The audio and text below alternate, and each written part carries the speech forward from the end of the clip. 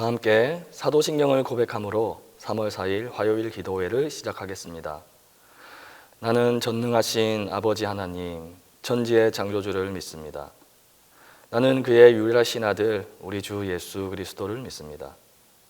그는 성령으로 잉태되어 동정녀 마리아에게서 나시고 본디오 빌라도에게 고난을 받아 십자가에 못 박혀 죽으시고 장사된 지 사흘 만에 죽은 자 가운데서 다시 살아나셨으며 하늘에 오르시어 전능하신 아버지 하나님 우편에 앉아 계시다가 거기로부터 살아있는 자와 죽은 자를 심판하러 오십니다. 나는 성령을 믿으며 거룩한 공교회와 성도의 교제와 죄를 용서받는 것과 몸의 부활과 영생을 믿습니다.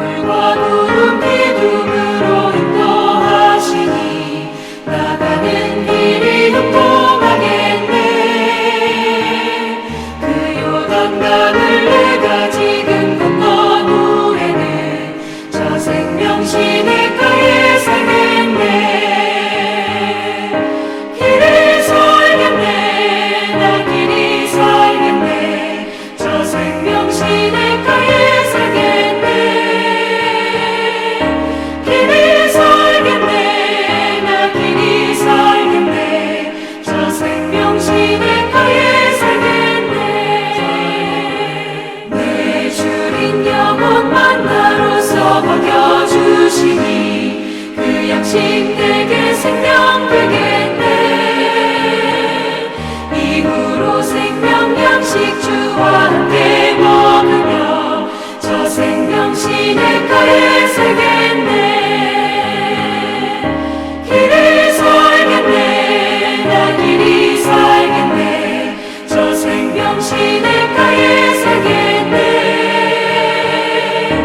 길이 살겠네. 나 길이 살겠네. 저 생명 시냇가에 살겠네.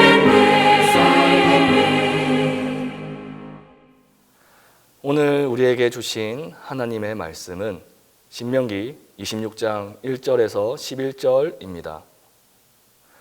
구약성경 신명기 26장 1절에서 11절입니다.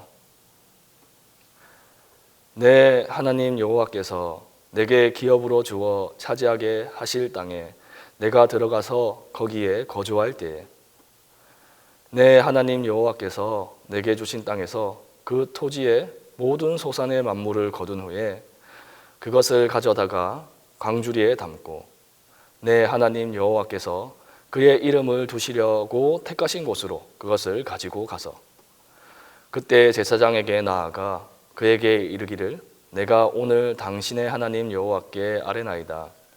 내가 여호와께서 우리에게 주시겠다고 우리 조상들에게 맹세하신 땅에 이르렀나이다 할 것이요.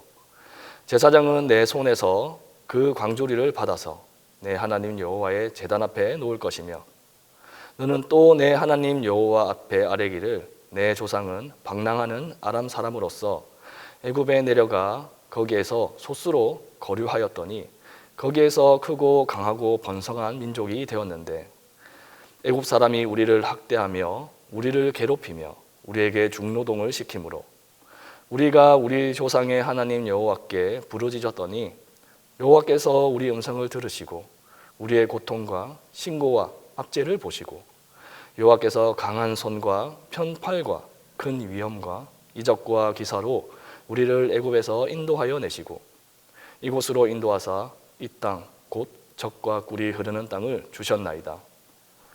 여호와여 이제 내가 주께서 내게 주신 토지 소산의 만물을 가져왔나이다 하고 너는 그것을 내 하나님 여호와 앞에 두고 내 하나님 여호와 앞에 경배할 것이며 내 하나님 여호와께서 너와 내 집에 주신 모든 복으로 말미암아 너는 레위인과 너희 가운데 거류하는 객과 함께 즐거워할지니라. 우리나라에는 아직까지 조상들에게 제사를 드리는 문화가 남아 있습니다. 삼국시대부터 고구려, 백제, 신라에 점차 유교 문화가 전파되기 시작하였고 조선시대의 유교를 국가 이념으로 채택하게 되면서 효와 조상 숭배를 강조하는 법과 규범을 세웠습니다. 그런 조선의 문화가 지금까지 우리에게 전해 내려오면서 하나님을 믿지 않는 많은 사람들이 명절 또는 조상의 기일에 정성껏 제사를 지내고 있습니다. 특히 그들은 제사를 드릴 때 사용하는 음식을 즉익정성으로 준비하는데 음식의 재료 또는 과일, 생선과 같은 것들을 고를 때 최대한 흠이 없이 깨끗하고 맛있는 것들을 선택합니다. 그리고 음식을 만들 때에는 재료를 아끼지 않고 정성을 다해 만들어야 한다고 생각합니다.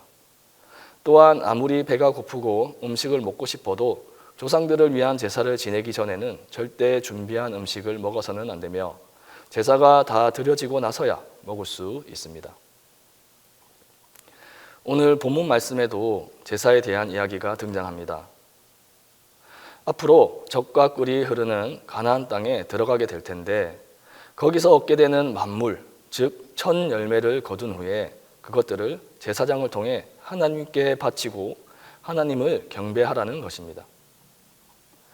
여기서 자연 그대로의 상태에서 열리는 첫 열매, 만물에는 특별한 의미가 있습니다.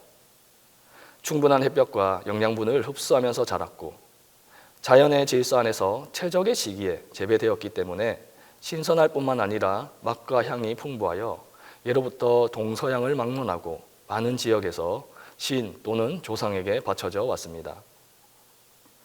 그런 귀한 만물들을 본문 말씀은 하나님께 바쳐야 한다고 기록하고 있는 것입니다. 그런데 하나님께서는 그저 강압적으로 이스라엘 민족에게 첫 열매를 바치라고 명령하신 것이 아닙니다. 본문 말씀 5절에서 9절을 통해 첫 열매를 자신에게 바쳐야 하는 이유에 대해 설명해 주시고 계시기 때문입니다.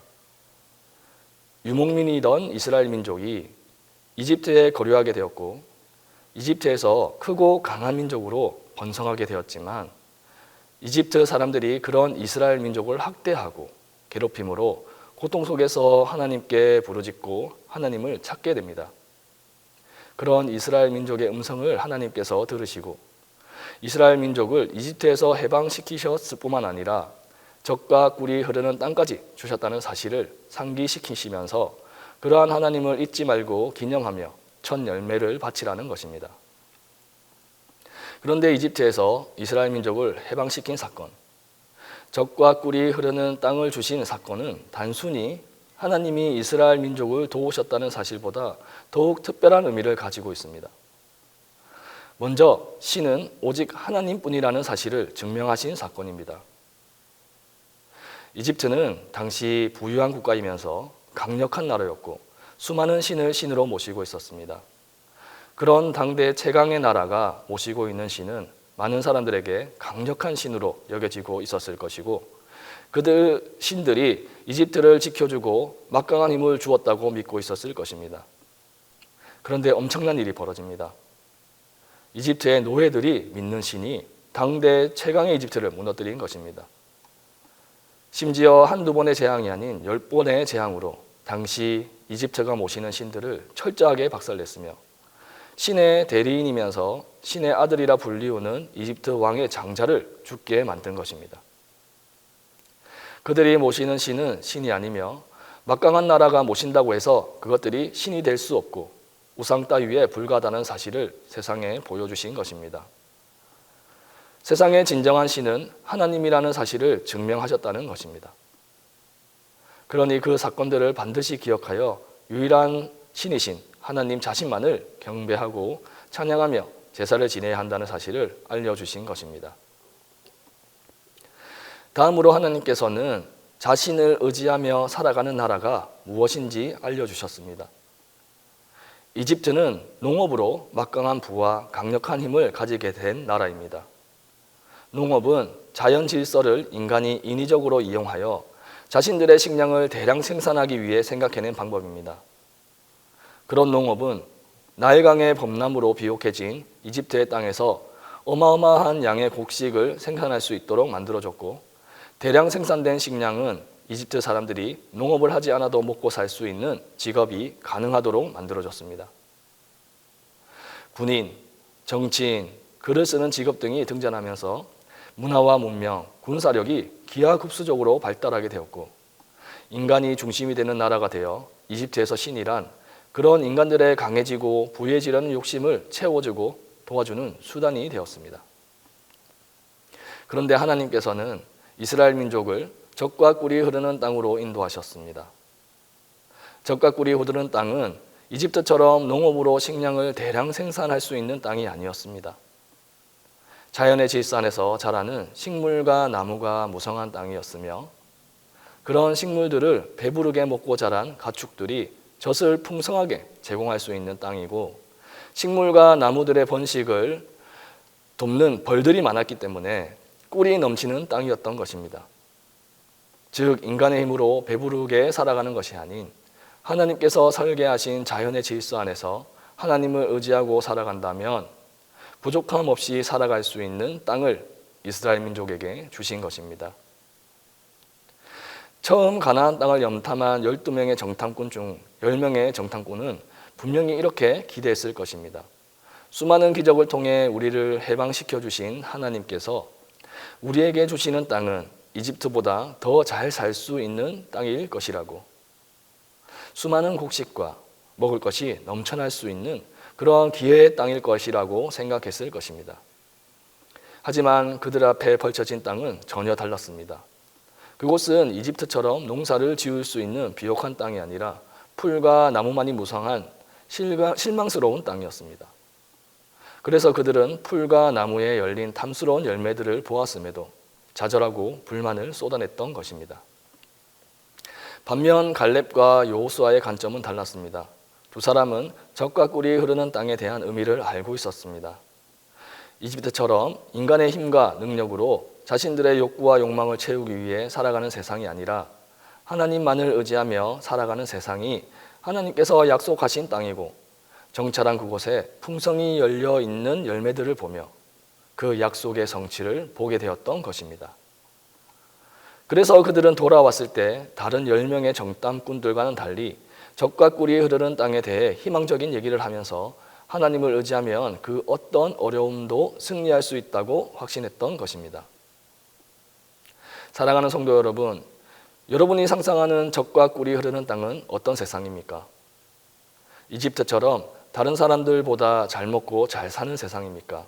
아니면 하나님을 믿지 않는 사람들이 봤을 때에는 비록 부유하고 강하게 살아가는 것 같지는 않지만 하나님을 의지하며 하나님께서 베푸신 작은 것에도 감사해하며 즐겁게 살아가는 세상입니까? 우리는 이집트를 상상했던 10명의 정탐꾼이 되어 잘 먹고 잘 사는 것이 전부인 것처럼 살아가서는 안 됩니다. 갈렙과 여호수아처럼 하나님의 질서 안에서 하나님을 의지하는 세상을 원하고 바라며 꿈꾸는 삶을 살아갈 수 있어야 합니다. 우리가 오직 한 분, 유일하신 하나님을 찬양하고 경배하며 오직 하나님만을 의지하며 살아가는 것이 기쁨이고 즐거움이 될 때 우리의 삶에 적과 꿀이 흐르는 땅, 하나님의 나라가 펼쳐지게 될 것입니다. 우리 함께 기도하겠습니다. 첫 번째로 오직 하나님 한 분만을 찬양하고 경배하며 살아가게 해달라고 기도하면서 두 번째로 적과 꿀이 흐르는 땅에서 하나님을 의지하며 살아가게 해달라고 기도하고 마지막으로 동신교회와 담임 목사님을 위해 기도하겠습니다. 이 세 가지 기도 제목을 가지고 우리 다 함께 기도하겠습니다. 우리를 인도하시는 하나님, 우리는 이집트 사람들처럼 인간이 만든 질서 안에서 부유함과 강력한 힘을 동경하며 10명의 정탐꾼으로 살아갈 때가 많이 있었습니다. 이런 우리를 불쌍히 여기시고 긍휼히 여기셔서 하나님께서 인도하시는 적과 꿀이 흐르는 땅을 원하고 바라게 하여 주시고 오직 한 분 하나님만을 찬양하고 경배하여 만물에 대한 감사를 고백할 수 있도록 인도하여 주시옵소서. 또한 하나님의 질서를 바라보고 하나님을 의지하며 살아가게 해주셔서 우리가 살아가는 이 땅이 적과 꿀이 흐르는 땅이 되게 하여 주시고 하나님께서 약속하신 열매들을 기뻐하며 즐거워하게 하여 주시옵소서. 하나님, 세상이 많이 혼란스럽고 어렵습니다. 동신교회 성도들이 힘든 상황과 환경 속에서도 좌절하거나 아프지 않게 지켜 보호하여 주시고 하나님을 의지하며 살아가는 삶을 통해 적과 꿀이 흐르는 하나님 나라를 경험하게 하여 주시옵소서. 그리고 마지막으로 사랑하는 담임 목사님 안식월에 계십니다. 계신 곳에서 자유와 치유와 회복을 경험하게 하시고 평안과 안식이 가득하게 하셔서 다시 만날 그날에 더욱 기쁨과 감사가 넘쳐날 수 있도록 인도하여 주시옵소서. 이제는 주님이 가르쳐 주신 기도를 다 함께 하오니 하늘에 계신 우리 아버지, 아버지의 이름을 거룩하게 하시며 아버지의 나라가 오게 하시며 아버지의 뜻이 하늘에서와 같이 땅에서도 이루어지게 하소서. 오늘 우리에게 일용할 양식을 주시고 우리가 우리에게 잘못한 사람을 용서하여 준 것 같이 우리 죄를 용서하여 주시고 우리를 시험에 빠지지 않게 하시고 악에서 구하소서. 나라와 권능과 영광이 영원히 아버지의 것입니다.